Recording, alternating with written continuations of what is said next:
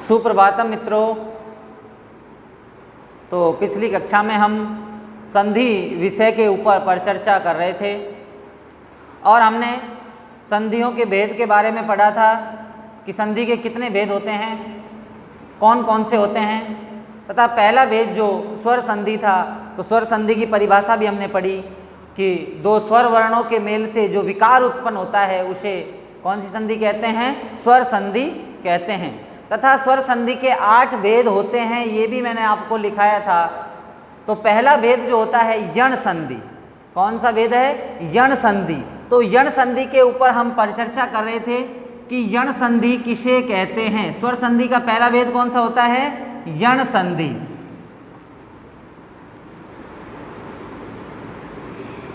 यण संधि पहला भेद है स्वर संधि का। स्वर संधि के 8 भेद होते हैं: यण, अयादि, दीर्घ, गुण, वृद्धि, पूर्व रूप, पर रूप और प्रकृति भाव। ये स्वर संधि के 8 भेद होते हैं। उनमें से पहला भेद है यण संधि, जिसके ऊपर आज हम परिचर्चा करेंगे कि यण संधि किसे कहते हैं। तो देखिए, यण संधि के लिए पाणिनि जी का एक सूत्र है इको यणचि। कौन सा सूत्र है? इको यणचि। तो यण संधि की परिभाषा की बात आती है कि यण संधि किसे कहते हैं। तो देखिए, इको यणचि यह सूत्र में कहता है, इस सूत्र में 3 पद है। एक तो है इक और एक है यण और एक है अच। इक, यण और अच, 3 पद इस सूत्र में आपको दिखाई दे रहे हैं। इक का मतलब क्या होता है, यण का मतलब क्या होता है तथा अच का मतलब क्या होता है। तो इक का मतलब क्या होगा? प्रत्याहार। इक क्या है? एक प्रत्याहार है। माहेश्वर सूत्र जब पढ़े थे तो वहाँ पर हमने बनाए थे प्रत्याहार। तो उन प्रत्याहारों में से इक भी क्या है? एक प्रत्याहार है। ऐसे ही यण भी क्या है? एक प्रत्याहार है। और अच भी क्या है? एक प्रत्याहार है।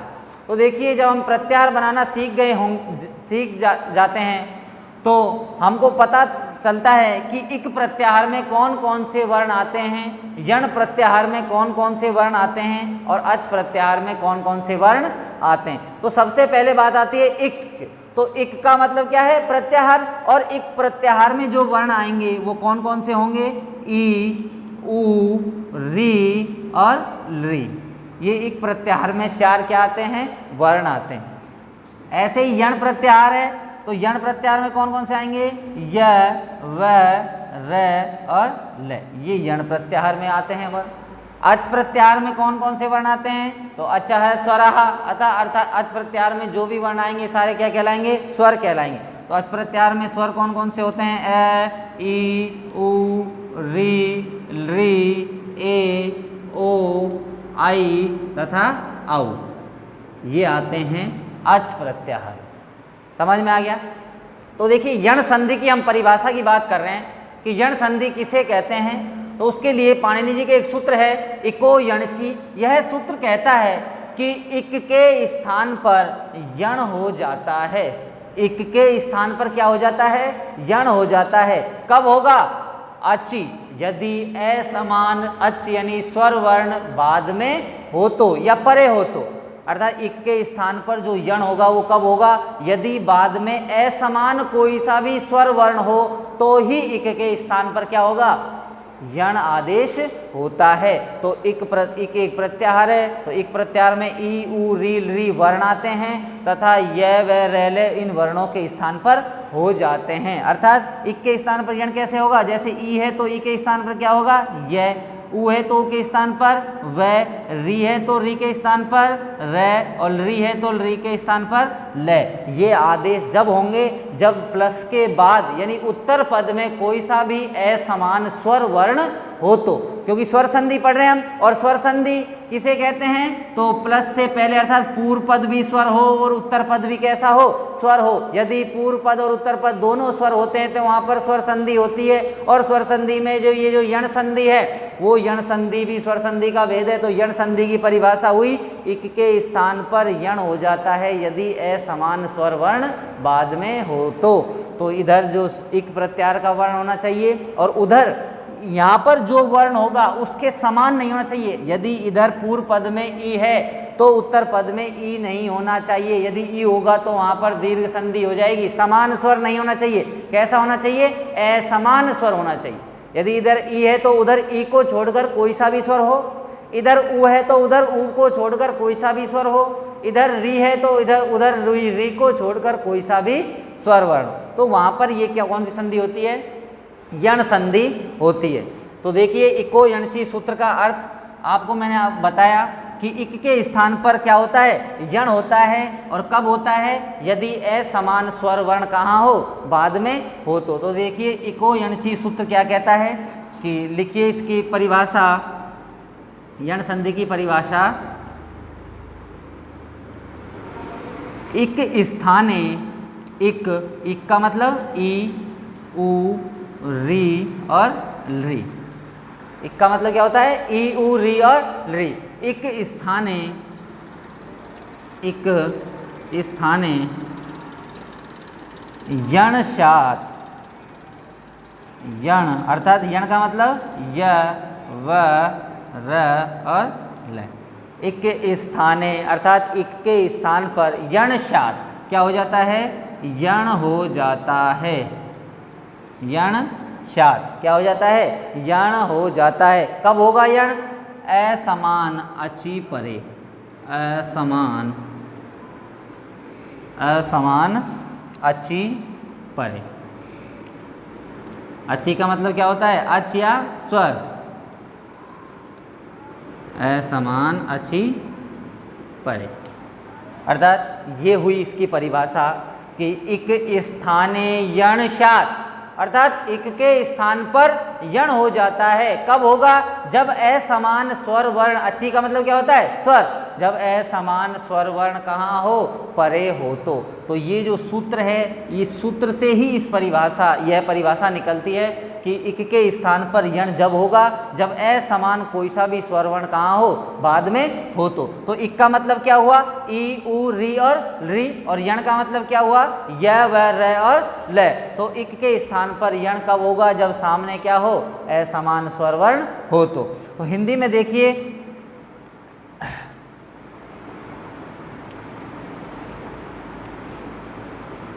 इक के स्थान पर इक अर्थात ई उ री और री के स्थान पर, री के स्थान पर ई उ री और री के स्थान पर यण य व र और ल यण हो जाता है। इक के स्थान पर यण हो जाता है यदि असमान स्वर या अच वर्ण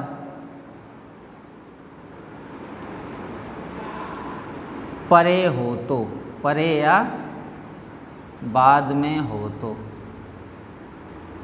बाद में हो तो वहाँ पर कौन सी संधि हो जाएगी? यण संधि हो जाएगी। तो ये यण संधि की परिभाषा है। इक के स्थान पर, इक स्थाने यण शात, इक के स्थान पर यण हो जाता है। कब हो जाता है? यदि स्वर वर्ण या असमान स्वर वर्ण कहाँ हो? प्लस के बाद हो अर्थात उत्तर पद में क्या हो? कोई सा भी स्वर वर्ण कैसा होना चाहिए? असमान स्वर वर्ण। उत्तर पद में क्या होना चाहिए? असमान स्वर वर्ण होना चाहिए। तो ही इक के स्थान पर क्या हो जाएगा? यण हो जाएगा। और वहाँ पर जो संधि होगी वो कौन सी होगी? यण स्वर संधि होगी। तो ये परिभाषा हुई।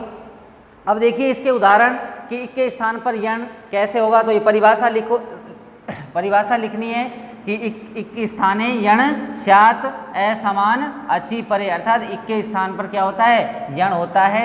असमान अच वर्ण बाद में हो तो। अब देखिए उदाहरण कौन कौन से आते हैं? यण संधि के उदाहरण कौन कौन से हैं? तो जैसे करके एक बार और लिख लीजिए। जैसे इक है, इस इक के स्थान पर क्या होगा? यण हो जाएगा। क्या होगा? यण होगा। इक के स्थान पर क्या होगा? यण होगा अर्थात ई उ और री इनके स्थान पर, ई के स्थान पर तो क्या होगा? य ऊ के स्थान पर व, री के स्थान पर र और री के स्थान पर ल। कब होते हैं? जब प्लस के बाद क्या हो, कोई सा भी असमान स्वर वर्ण हो।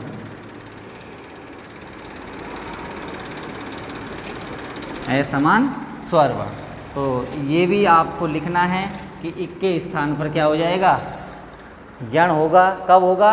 जब असमान स्वर वर्ण कहाँ हो, बाद में हो। तो अब देखिए उदाहरण,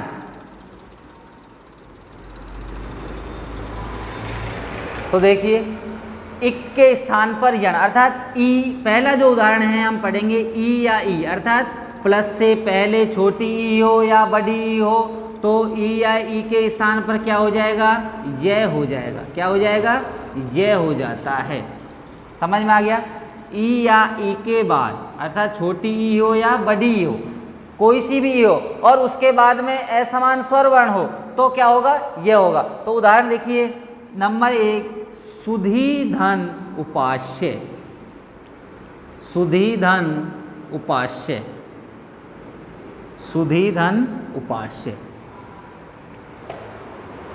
तो देखिए संधि हमेशा दो पदों के बीच में जब होती है तो प्लस से पहले वाला जो पद है उसको हम पूर्व पद बोलते हैं, बाद वाले को क्या बोलते हैं, उत्तर पद। तो संधि हमेशा पूर्व पद के अंतिम स्वर और उत्तर पद के प्रथम स्वर के मध्य होती है। तो देखिए पूर्व पद का जो अंतिम स्वर कौन सा है, तो ये ध में स्थित क्या है, ई है। क्या है, ई। समझ में आ गया? उसके बाद देखिए प्लस के बाद कौन सा स्वर है, ऊ है। उत्तर पद में पहला स्वर कौन सा है, ऊ। तो देखिए ये कैसा, कौन सा स्वर है, ई, और उधर कौन सा है, ऊ, अर्थात असमान है ना। इधर ई होता तो यण संधि नहीं होती, लेकिन सूत्र ने हमको बताया था कि इक के स्थान पर यण जब होगा जब सामने क्या हो, असमान स्वर वर्ण हो। तो ये ई के बाद कौन कैसा स्वर है, असमान है, अर्थात समान नहीं है। तो इधर क्या है, ई, और इधर क्या है, ऊ। तो हमने पढ़ा था इक के स्थान पर, अर्थात इक के स्थान पर यण होगा असमान स्वर वर्ण, तो इक का, इक प्रत्यार का वर्ण है ई, ध में स्थित क्या है, ई, और उधर क्या है, असमान ऊ है। तो इस ई के स्थान पर होगा आदेश, जो आदेश यण आदेश जो होगा वो किसके स्थान पर होगा, इस ई के स्थान पर होगा। किसके स्थान पर होगा, ई के स्थान पर। अर्थात पूर्व पद का ये जो ई स्वर है और उत्तर पद में कौन सा स्वर है, ऊ, तो यहाँ पर ई के स्थान पर ही क्या होगा, यण आदेश होगा।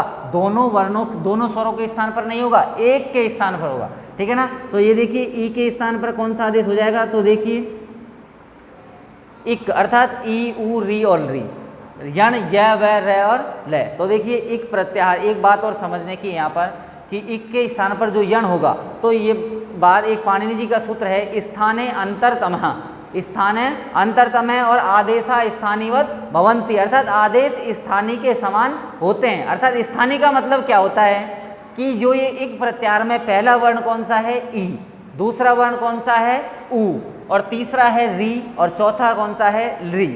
और यण प्रत्याहार में पहला वर्ण कौन सा है, य, और दूसरा वर्ण कौन सा है, व, तीसरा है र, और चौथा है ल।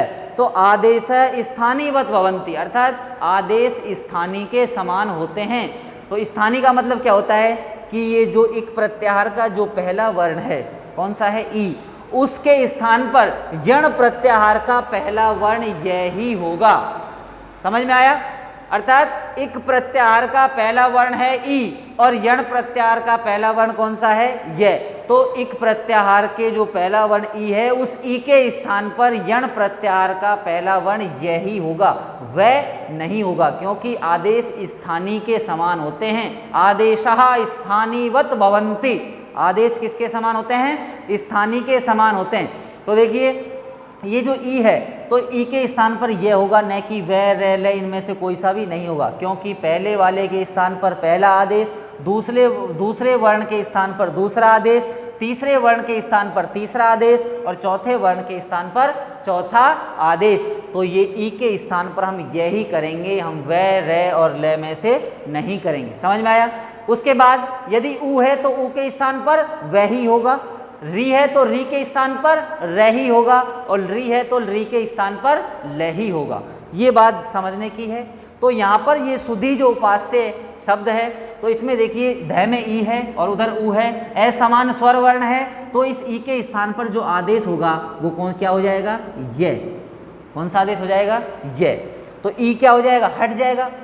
आदेशा शत्रुवत भवंती, अर्थात आदेश शत्रु के समान होते हैं, शत्रु के समान होते हैं। शत्रु के समान कैसे, कि जब ये आदेश होते हैं तो ये किसी वर्ण के स्थान पर होते हैं, अर्थात ये उस वर्ण की क्या ले लेते हैं, जगह ले लेते हैं, अर्थात उसके स्थान को ले लेते हैं। और कैसे लेंगे, ये इस ई को हटाकर ही ये वर्ण आया, इस ई को हटा करके जब कौन सा वर्ण आया, ये वर्ण आया, तो ये शत्रु के समान हुआ, अर्थात इसका स्थान इसने छीन लिया।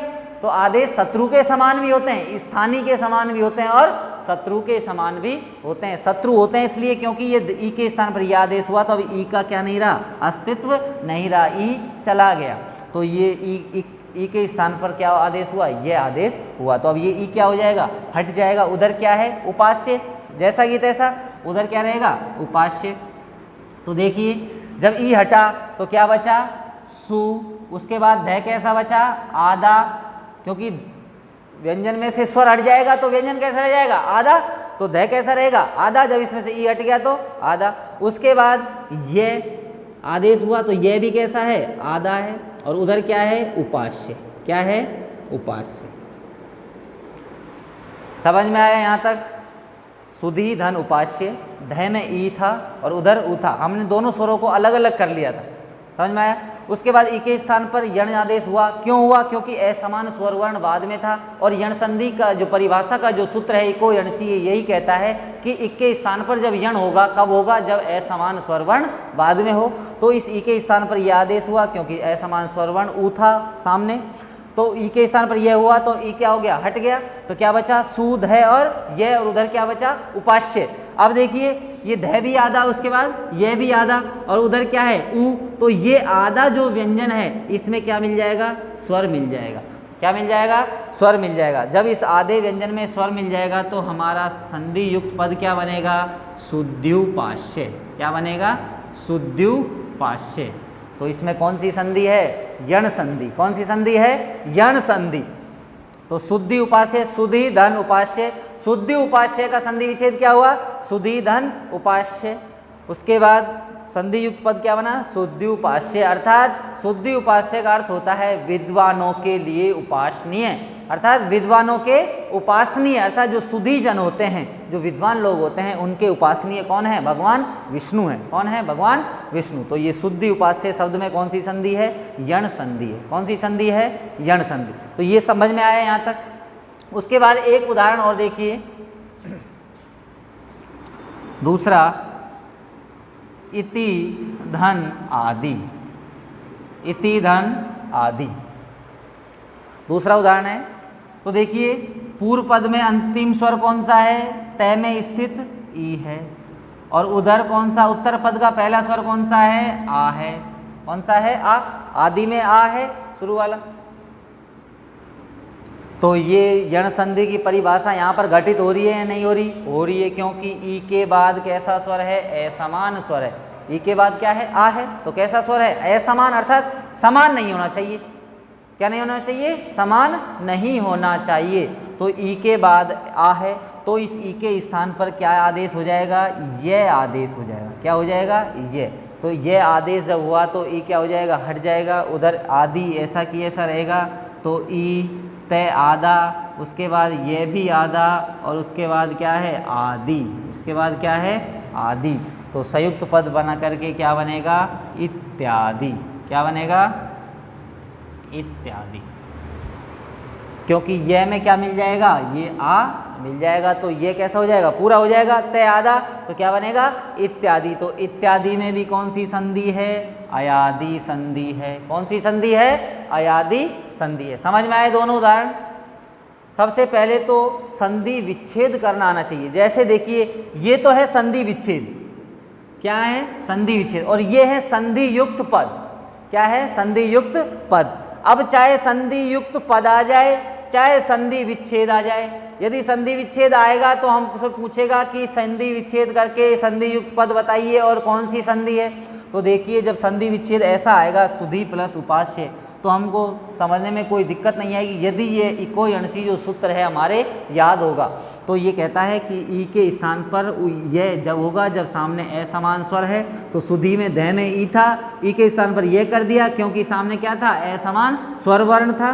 तो यहाँ पर इसको जब हम बनाया तो ये आधा रह गया, ऊ इसमें मिल गया, तो क्या बन गया, शुद्धि उपास्य। हमको पता है कौन सी संधि है, यण संधि। उसके बाद यदि हमारे ये संयुक्त पद आ जाता है, संधि युक्त पद आ जाता है और हमसे पूछता है कि इस पद में संधि, इस पद का संधि विच्छेद करिए, और संधि विच्छेद करके उसमें क्या बताइए, संधि का नाम भी बताइए। तो देखिए हमको ये दिख रहा है, क्या दिख रहा है, ये। तो यहाँ से पता लग जाना चाहिए हमको कि ये है, उधर क्या है, उपास्य। तो शुद्धि उपास्य, क्या है, शुद्धि उपास्य, शुद्धि उपास्य। तो अब देखिए ये है, तो इस ये को पकड़िए और इसमें कौन सा स्वर है, उ। तो यहाँ पर हम इसको लिखेंगे सु ध, और उधर लिखो उपास्य, क्या लिखो, उपास्य, क्योंकि उपास्य ये तो हमको सेम दिख रहा है। उसके बाद ये जो आदेश है ये किसके स्थान पर होता है, ई के स्थान पर होता है। किसके स्थान पर होता है, ई के स्थान पर। तो हमको इस ध में क्या लिख देना है, ई लिख देना है। क्या लिख देना है, ई लिख देना। तो हमारा संधि विच्छेद हो जाएगा, सुधि धन उपास्य, और इसका संयुक्त पद बनाएंगे, संधि युक्त पद बनाएंगे तो शुद्धि उपास्य। तो हमको पता लग गया कौन सी संधि है इसमें, यण संधि है। उसके बाद है इति धन आदि इत्यादि। तो तय ये, ई तय ये, आदि इत्यादि, समझ में आ रहा है। तो देखिए इति धन आदि, तो ये भी क्या है, ये, और ये भी किसके स्थान पर होता है, ई के स्थान पर। तो इसका भी हम संधि विच्छेद करेंगे तो इति धन आदि, क्या बन जाएगा, इति धन आदि। समझ में आया यहाँ तक। तो ये दो उदाहरण हैं। उसके बाद और उदाहरण देखिए।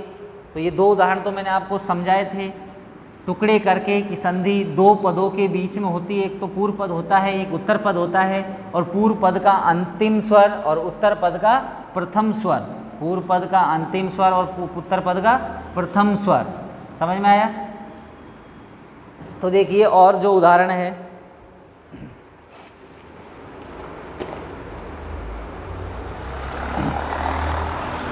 तो पहला उदाहरण हमने लिखा कौन सा था, सुधि धन उपास्य। संधि युक्त पद क्या बना, शुद्धि उपास्य, अर्थात विद्वानों के उपासनीय। उसके बाद दूसरा है इति धन आदि, इति धन आदि बराबर क्या बनेगा, इत्यादि। इसमें भी कौन सी संधि है, यण संधि है। तीसरा है प्रतिधन एकम, प्रतिधन एकम। अब इधर देखिए, तय में क्या है, ई, उधर क्या है, ए। तो असमान स्वर है तो ई के स्थान पर क्या हो जाएगा, ये हो जाएगा। तय कैसा रह जाएगा, आधा रह जाएगा। ई के स्थान पर कौन सा आदेश हो जाएगा, ये आदेश। ये कैसा था, आधा। तो उस ये में क्या बन जाएगा, ए, तो क्या बन जाएगा, प्रत्येकम। क्या बन जाएगा, प्रत्येकम, अर्थात एक एक, प्रत्येकम। इसमें भी कौन सी संधि है, यण संधि। कौन सी संधि है, यण संधि है। उसके बाद देखिए अभिधन उदय, अभिधन उदय। अभिधन देखिए, भय में क्या है, ई, उधर क्या है, उ। ई के स्थान पर कौन सा आदेश होगा, ये आदेश। कौन सा आदेश होगा, ये आदेश। तो क्या बन जाएगा, भय आधा, ये में उ मिल जाएगा उदय का, क्या बन जाएगा, अभ्युदय। क्या बन जाएगा, अभ्युदय। अभ्युदय में कौन सी संधि है, यण संधि है। कौन सी संधि है, यण संधि है। तो ये हम ई के बाद यदि असमान स्वर है तो ई के बाद असमान स्वर आएगा तो क्या आदेश हो जाएगा, ये। तो हमने ई के बाद असमान स्वर आने पर यह आदेश किया। तो ई के उदाहरण चल रहे हैं, सुधि धन उपास्य, इति धन आदि, अभिधन उदय, उसके बाद प्रतिधन एकम। अब बात आती है उ। यदि उ के बाद कोई क्या हो, असमान स्वर हो तो क्या होगा, ठीक है। तो ये चार उदाहरण लिखने हैं आपको। उसके बाद देखिए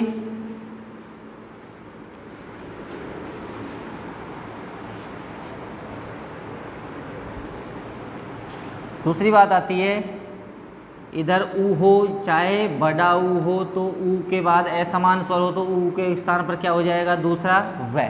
क्योंकि ऊ के स्थान पर क्या होता है यण प्रत्याहार का वर्ण व होगा। क्या होगा? व। अब देखिए उदाहरण,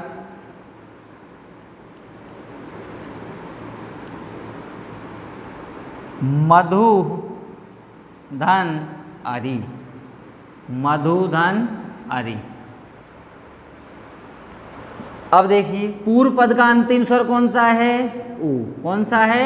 ऊ। उधर कौन सा स्वर है? अ और री।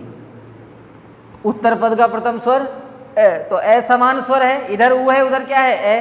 तो यहाँ पर यण संधि होगी या नहीं होगी? होगी। तो ऊ के स्थान पर आदेश जो होता है वो कौन सा होता है? ऊ के स्थान पर कौन सा आदेश होता है? व। अर्थात ऊ एक प्रत्याहार का दूसरा वर्ण है, तो यण प्रत्याहार का दूसरा वर्ण क्या है? व। तो ऊ के स्थान पर आदेश क्या होगा? व, और ऊ क्या हो जाएगा? हट जाएगा। तो क्या बनेगा? तो मैं, उसके बाद ध कैसा रह गया? आधा, और व आदेश हो गया ऊ के स्थान पर, और उधर क्या है? अरि। उधर क्या है? अरि।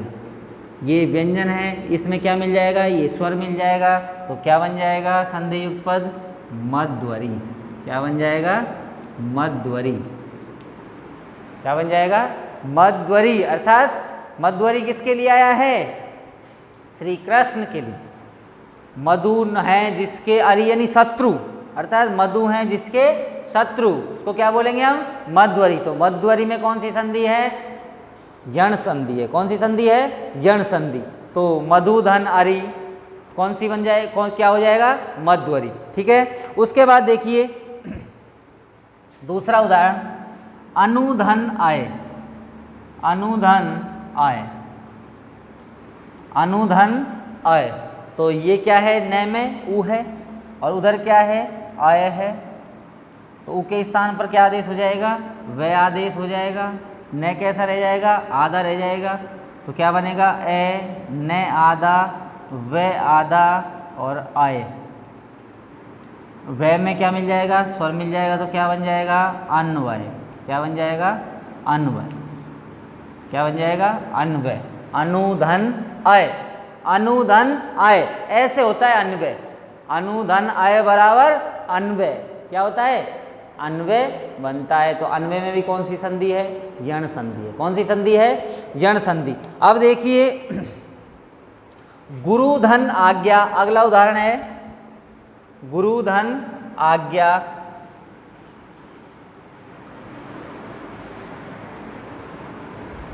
तीसरा गुरुधन आज्ञा। अब र में क्या है? ऊ। क्या है? ऊ। कैसा है? ऊ बड़ा, और उधर क्या है? आज्ञा, अर्थात आस्वर है। ए समान है, तो ऊ के स्थान पर क्या हो जाएगा? वही व आदेश। तो ऊ के स्थान पर क्या कर दिया हमने? व कर दिया। अब व कर दिया तो र कैसा रह जाएगा? आधा, तो गु, आधा र, आधा व, और आज्ञा। उधर क्या है? आज्ञा। तो देखिए व में क्या मिल जाएगा? स्वर मिल जाएगा। तो क्या बनेगा? गु रे वाज्ञा। क्या बन जाएगा? गुरुवाज्ञा। और यदि आधा रे होता है, जो आधा रे होता है वो हमेशा सर पे चढ़ जाता है, तो क्या बन जाएगा? गुरुवाज्ञा। क्या बन जाएगा? गुरुवाज्ञा। अर्थात गुरु की आज्ञा बराबर गुरु की आज्ञा का मतलब क्या होता है? गुरुवाज्ञा। अर्थात गुरुवाज्ञा का मतलब क्या होगा? गुरु की आज्ञा। तो गुरुवाज्ञा में कौन सी संधि होगी? यण संधि होगी। कौन सी संधि होगी? यण संधि होगी। तो ये तीसरा उदाहरण हुआ। अब देखिए एक उदाहरण और देखिए, चौथा, तनुधन अंगी। तनुधन अंगी, तनुधन अंगी। न में क्या है? ऊ है, उधर क्या है? ए। ऊ के स्थान पर क्या आदेश हो जाएगा? व। तो न कैसा रह जाएगा? आधा, तो तय न, उसके बाद आधा व, और उधर के बाद अंगी। उसके बाद क्या है? अंगी। व में क्या मिल जाएगा? ए मिल जाएगा। तो क्या बन जाएगा? तनवंगी। क्या बन जाएगा? तनवंगी। क्या बन जाएगा? तनवंगी। तो तनवंगी में भी कौन सी संधि है? यण संधि है। कौन सी संधि है? यण संधि। ठीक है, समझ में आया ये उदाहरण? तो यण संधि की हमने परिभाषा लिखी कि इक के स्थान पर यण हो जाता है। इक स्थाने यण स्यात् अचि परे। कब होता है? यदि ए समान अच यानी स्वर वर्ण कहाँ हो? बाद में हो तो इसको जैसे करके साइड में लिखा रखा है कि इक का मतलब इक एक प्रत्याहार है, यण भी क्या है, एक प्रत्याहार है। तो इक में ई उ री वर्ण आते हैं और यण में य व रल वर्ण आते हैं। तो ये प्रत्याहार हमने कैसे बनाए, माहेश्वर सूत्रों से। यदि माहेश्वर सूत्र याद होंगे तो हम प्रत्याहार भी आसानी से बना लेंगे। और जब प्रत्याहार बना लेते हैं तो हमको संधि टॉपिक को समझने में भी कोई परेशानी नहीं होगी। ठीक है।